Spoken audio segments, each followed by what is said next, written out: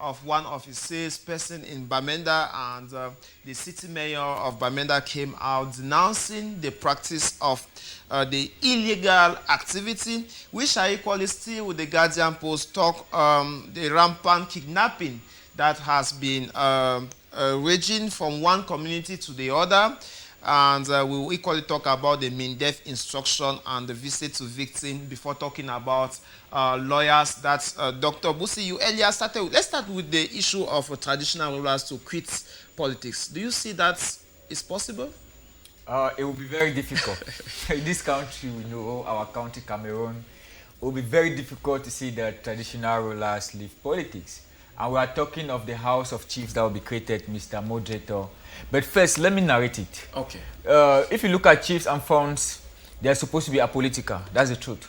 Because they are supposed to welcome all political parties that comes into their communities.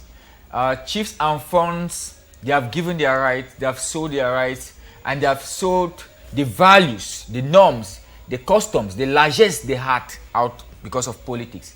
Because when you look at our culture, especially in our own ethnic environment, especially in our ethnographic environment, you understand that chiefs are like the leaders of the community. Right. Where they are like people where their subjects looks up to them in matters of community, in land matter, and just to name a few, in solving dispute. But in recent times, you have seen that most chiefs have entered politics and they are into political parties that we know. Okay. And it becomes now a bias. And when people out there see the way their chiefs are being involved in politics, see the way some of the chiefs are members of parliament, see the way some of the chiefs are members of the House of Senate, okay, and they ask themselves, who are those to take care of their fundoms and their chiefdom when they are in Yaoundé in the House of Senate? And they will take responsibility of the leadership of their communities. What we are saying here is the truth. Chiefs are supposed to be apolitical, though everybody is a political being. But doctor, how does becoming an electorate or an elected personality, authority, stop the chief from performing his traditional rights? To be candid, the responsibility, that's what called duplication of services. Okay. And when you hold several responsibilities, especially political responsibilities, you can't really take care of your community. For instance, let's look at the nature of the Northwest and Southwest today. You understand that, first of all, most chiefs already enter into political parties, and the people saw them as blacklegs, as they always call. Okay. That is why most problems started. When you look at independence, when Southern Cameroon got its independence by joining La République du Cameroon, there were some chiefs and funds in Cameroon that were highly respected. You see, Achirimbi, one of Bafut, there were many of them because these chiefs, they were thinking more about community life. They were thinking more about the people. They were not thinking about their own ego, about themselves. So they were looking up to nation building, how they can shape the life of their communities. But recently, you find out that most chiefs are IDPs. Why? Because the people in their community, they don't believe in them again because they are into politics. They are into political parties. And they are, especially in the Northwest and Southwest, most chiefs have abandoned their villages. And now I ask you, if you are a father and you have abandoned your children, who is there to pilot the affairs of your home? And the people feel that their chiefs should stay back home to cater for to pilot the leadership of their own community, of their fundoms and chiefdoms. And if a chief is in the, let me say a chief is in the CRM party or the CPDM party, the truth is that when it's time for political campaigns, the chief will be running after a political party, which is not supposed to be like that. And when another political party comes in, that chief will not even favor that political party. So we feel that our chiefs, if they can fall under the canopy of the House of Chief, though it is politics, but the House of Chief, it will be better for the chief rather than running to political parties and not doing what they are supposed to do. It's political. After you, doctor, but they are under one canopy. Mr. Ate Solomon, do you think we are 2 weeks to the regional election campaign starts? Do you think the fund of SO will have the courage to run campaign? First, I read somewhere that he has taken engagement with the separatist fighters that took him into custody. And he took some engagement that he would resign from politics. I don't know how true that engagement is going to be effective. And secondly, what I want to say is just like what Dr. Busi is trying to say, our chiefdom, our traditional authorities remains the sacred, a symbol of authority in communities. And that symbol of authority must remain neutral as far as politics is concerned, in such a way that when there's a crisis moment, that person acts as a mobilizer to bringing the two parties together and acts as a community mediator. But when already you find yourself in a different camp, it is difficult for you to mediate in times of conflict like this. Because when we talk about conflict mediation, people are just looking at it from that top perspective. But conflict mediation is supposed to be a bottom-top approach something. And that, at the community levels, we are looking at that influential figures within communities. And those influential figures are the traditional authorities. Being in the House of Chiefs, I think in the days of the Southern Cameroons, in the days of West Cameroon, the House of Chiefs was not determined by political affiliation. It was determined by that natural authority that our traditional rulers have. And bringing back the House of Chiefs now and trying to politicize it is destroying the sacredness of our culture in the Northwest and Southwest region, including the West region, and where traditional authorities is seen as a symbolism of authority, where everybody respects that traditional authority. And when you realize that people fear politicians, people don't respect politicians. When you are in politics, people go towards you because they have a particular interest. As soon as that interest is lost, they no longer respect you. They turn into another. Look at the way heads of states are congratulating Joe Biden today. Yesterday they were with Donald Trump. And the next day that Donald Trump is losing, they're congratulating Joe Biden. What does that tell you? Yeah, what does that tell you? They go where their interest is. And so, as a community mediator, people have to be with you at all the time. As a traditional ruler, people have to be with you at all the time.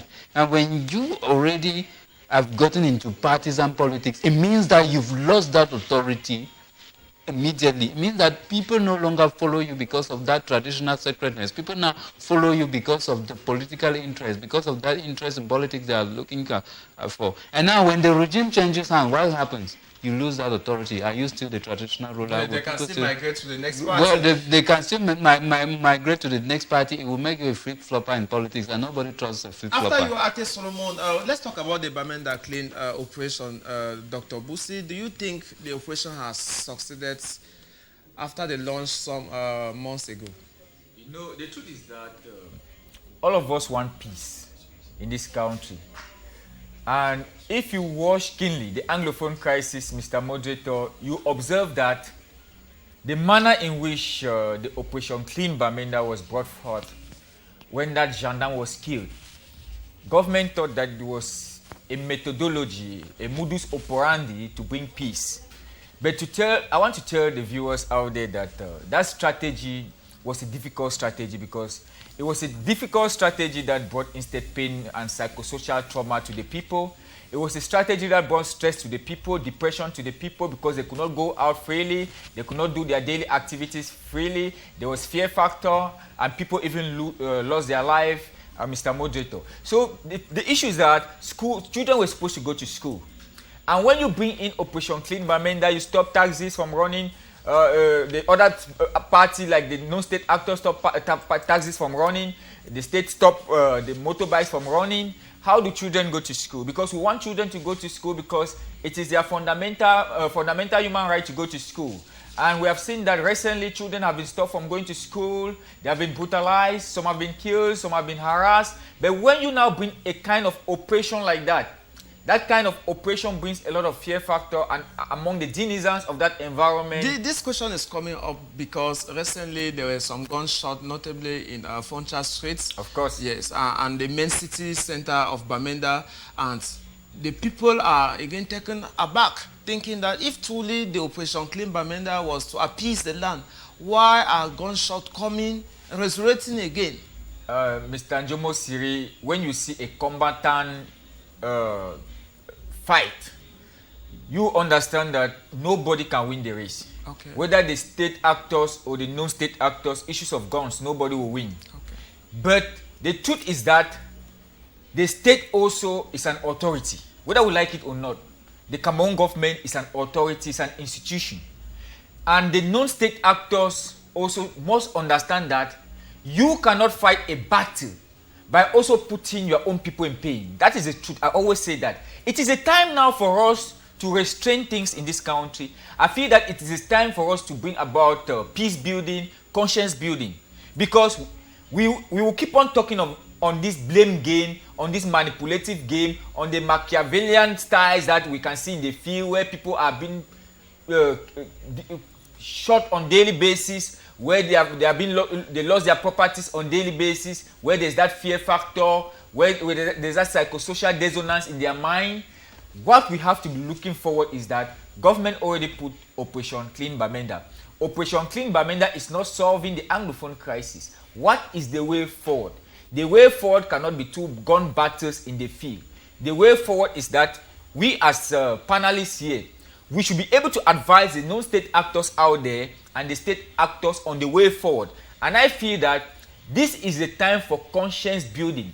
For the past 4 years, guns have been flying, bullets have been flying, people have been dying, military people have died. We know they are people's children. They have value too. They have valor too. We need to respect human beings. We need to have dignity for human beings. It's not a doctor. Pardon me, just land. The non-state actors also have been dying. They are people's children.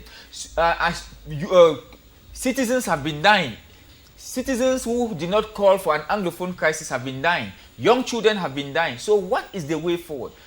People must have conscience. And people must know that they will reckon everything they are doing one day. So this is a time whereby we are calling for both state actors and the non-state actors to compromise, to think critically, a time for introspect and retrospect so that peace can reign in the northwest and southwest. Mr. Ate Solomon, in the early hours of the Kumba massacre, we had people calling the city mayor of Kumba to borrow the Operation Clean Bamenda and operate it in Kumba. You that have witnessed both events, what can you say of the Operation Clean Bamenda and whether its success could be replicated in other communities? It has never been successful.